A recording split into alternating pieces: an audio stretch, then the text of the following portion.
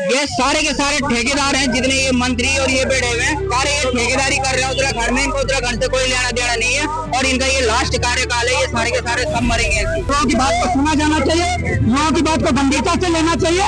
और अगर आपने इस प्रकार से युवाओं को दबाने की कोशिश की कि धारा 163 लगा देंगे, गिरफ्तारी कर देंगे, मुकदमे लगा देंगे, तो मैं कहता हूँ कितनों पर मुकदमे लगाएंगे। नासूर बन चुकी है इस प्रदेश को खत्म करने के लिए नकल माफिया। इन नकल माफियाओं को कड़ी सजा होनी चाहिए। सीबीआई जांच से कोई कम जांच नहीं होनी चाहिए। पिछले बार 4 साल पहले भी यही हुआ, 4 साल बाद भी वही स्थिति है।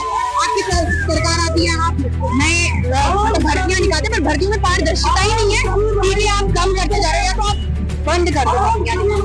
युवा उस उम्मीद में रहेगा ही नहीं कि कल हमारी नौकरी लगेगी, कल हम सुधारेंगे, हमारी पीढ़ी सुधरेगी। डरोगे तो कभी आगे नहीं बढ़ पाओगे, कभी नौकरी लगेगी। तो मैं कहता हूँ घर से बाहर निकलो, जंग लड़े बेईमानों से। नमस्कार, आप देख रहे हैं बतंगा न्यूज़। आपके हाथ में पटवाल। उत्तराखंड में नकल माफियाओं का राज चरम पर है। लगातार जो नकल माफिया है उनका साया है जो युवाओं के जो रोजगार के जो पेपर होते हैं उन पर पड़ा हुआ है। अभी हाल ही में हुए रविवार को यूपी ट्रिपल के पेपर में मामले में भी यही चीज हुई है। 11 बजे पेपर होता है, 11:30 पेपर लीक हो जाता है। उसके बाद जो युवा है सड़कों पर उतरे हुए हैं। तमाम जो युवा है वो आंदोलन यहाँ पे कर रहे हैं और अपने इस पेपर को निरस्त करने की मांग यहाँ पे कर रहे हैं।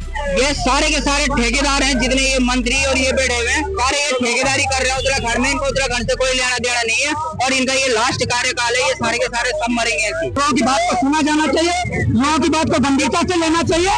और अगर आपने इस प्रकार से युवाओं को दबाने की कोशिश की कि धारा 163 लगा देंगे, गिरफ्तारी कर देंगे, मुकदमे लगा देंगे, तो मैं कहता हूँ कितनों पर मुकदमे लगाएंगे। आज युवा सड़कों पर, कल युवाओं का अभिभावक सड़कों पर होगा।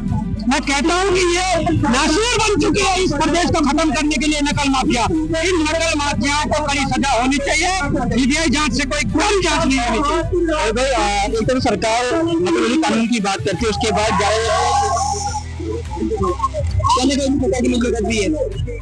देखिए नकल रोधी कानून के भी धरा का धरा रह गया है। नकल माफिया फिर से हावी है, नकल माफिया फिर से सक्रिय है। ने कब कभी इन्होंने नकल के सौदागरों ने कब कब अपने सिलेक्शन नकल के माध्यम से करवाए होंगे। और मुझे लगता है कि जो चीजें संज्ञान में आई है तब तहत जाना पड़ेगा। और अगर ये चीज भी नहीं आती, कुछ नहीं था, लोग अपना आराम से बैठ के जिस दिन रिजल्ट आता उस दिन बोलते मेरिट बहुत हाई चले गई है, और तथ्य कुछ नहीं। अगर कुछ तथ्य आए हैं उनको गंभीरता से लेने की जरूरत है। जब तक इस पेपर की निष्पक्ष जांच नहीं हो जाती, इससे पहले जब पेपर है उसकी निष्पक्ष जांच नहीं हो जाती, सीबीआई जांच नहीं हो जाती, तब तक जो है युवा सड़कों पर रहेगा, युवा सड़कों पर उतरेगा। और पिछली बार जो डिस्कशन ने ऐलान किया था कि हम जो है सीबीआई जांच कराएंगे, लेकिन आज जो है वो सीबीआई जांच अब तक नहीं हुई। वो गलत है, बहुत गलत है, और जिसका हम जो है विरोध करेंगे। डरोगे तो कभी आगे नहीं बढ़ पाओगे, कभी नौकरी लगेगी। तो मैं कहता हूँ घर से बाहर निकलो, जंग लड़े बेईमानों से। ये भी एक तरीके से मेरे साथ एक आपदा है, मानसिक आपदा। उसके बाद आप नई किस चीज की तैयारी कर पाओगे। मतलब मैंने 5 साल मान लो तैयारी कर ली और एक दिन परीक्षा का दिन आया, मैंने परीक्षा दे दी। उसी दिन कुछ ही घंटे में परीक्षा खत्म नहीं हुई कि पता चलता है लीक हो गया। तो मैं दोबारा शुरू से शुरू कैसे करूँगी। मान लो आप एग्जाम आपने कराया, मैं पास नहीं हुई, तो मैं कभी मेहनत कमी की, हम सुधार करेंगे, आगे मेहनत करेंगे तो सफलता मिलेगी, ये उम्मीद रखेंगे। और अगर आप बार बार पेपर लीक करते रहोगे तो हमारी तो उम्मीद पे दुनिया कामयाब है, हमारी दुनिया तो यही खत्म ना। किस कौन सी उम्मीद रखे हैं। यहाँ तो आपदाएं, पहाड़ों में भी आपदाएं हैं, शहरों में भी आपदाएं हैं। मानसिक तौर पे आपदा से ग्रसित है हर युवा मेरे साथ। तो सरकार लगातार नकल विरोधी कानून लाने की बात करती है कि सख्त नकल कानून लेके आएंगे, उसके बाद जो पेपर है वो सही ढंग से उनकी पारदर्शिता बन जाएगी। लेकिन उसके बाद भी 11 बजे पेपर होता है, 11:30 पेपर लीक होता है। इसको किस तरह देखते हैं? जो नकल विरोधी कानून है वो हम बेचारे बच्चों के लिए, इन बेचारे बच्चों के लिए जो पहाड़ों से आए हैं, गरीब बच्चा जो यहाँ पर मेहनत करके पढ़ रहा है उनके लिए। जो चोर हैं उनके लिए तो पेपर पहले ही बिक गया ना, उनके लिए कौन सी नकल विरोधी कानून। आप खुद आप ही का ही तो कोई आदमी रहा होगा ना जिसने वो पेपर, आप क्या तो जैमर लगाया, ये कैसा जैमर है कि आपके बिल्कुल इंटरनेट चल रहे हैं और व्हाट्सएप पे लीक हो गया। वो तो गलती से किसी ने कहीं कर दिया और यहाँ पहुंच गया ना, सच कभी छुपता नहीं है, इसीलिए वो बाहर आ गया। आप कुछ भी कर लो, पिछले बार 4 साल पहले भी यही हुआ, 4 साल बाद भी वही स्थिति है। आपकी सरकार आती है, आप नए भर्तियां निकालते, पर भर्तियों में पारदर्शिता ही नहीं है। सीधे आप कम करते जा रहे हैं, तो आप बंद कर दो। युवा उस उम्मीद में रहेगा ही नहीं कि कल हमारी नौकरी लगेगी, कल हम सुधारेंगे, हमारी पीढ़ी सुधरेगी। अगर आप चाहते हैं कि जैसे पहाड़ आपदाग्रस्त हो रहे हैं, मतलब युवा का जीवन भी वैसा है, तो आप वो निकालना बंद कर दीजिए। पेपर 20 तारीख को ही लीक हो चुका था।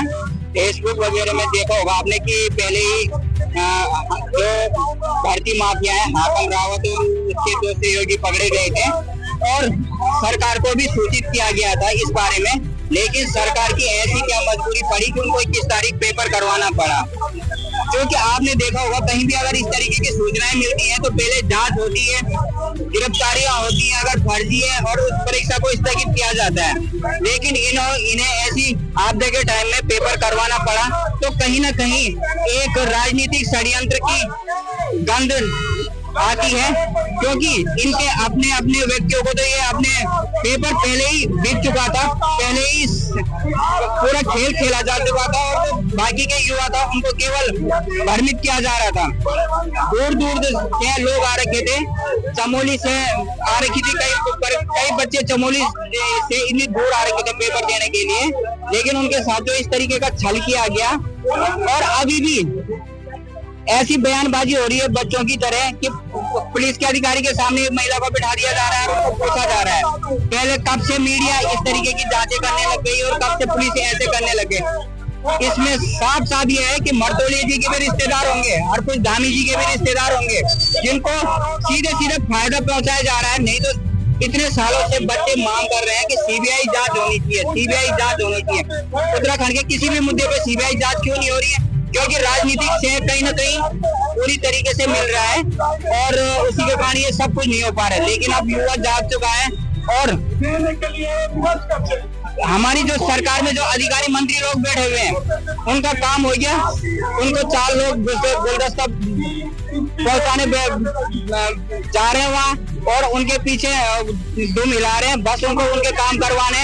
और पहली बात इस समय मौजूद था राजधानी देहरादून के पेड़गांव में, जहाँ पर जो युवा है वो इकट्ठा हुआ अपनी मांगों को लेकर। लगातार जो पेपर लीक के जो मामले सामने आ रहे हैं उनको लेकर ये युवा इकट्ठा हुआ है। जो कल का पेपर लीक हुआ था उसको निरस्त करने का भी यहाँ पर ये लोग मांग कर रहे हैं। मैं आपको बताना चाहूंगा उत्तराखंड में परीक्षाओं के समय में ऐसे नकल माफिया लगातार यहाँ पर सुचारू रूप से आ जाते हैं, जो पेपरों को यहाँ पर लीक करते हैं। लगातार उत्तराखंड की जो परीक्षा है उन पर पेपर माफियाओं का साया यहाँ पर पड़ा हुआ है। सरकार भले ही नकल कानून लाने की यहाँ पर बात करती है, लेकिन उसके बाद भी पेपर यहाँ पर लीक हो जाता है। अब युवा अपनी मांग कर रहे हैं कि इस पेपर को निरस्त किया जाए और उसको दोबारा से कराया जाए। अब देखना ये होगा सरकार इस पेपर को दोबारा से कराती है या नहीं। भला के लिए इतना ही, दूसरे बतंगा न्यूज। नमस्कार।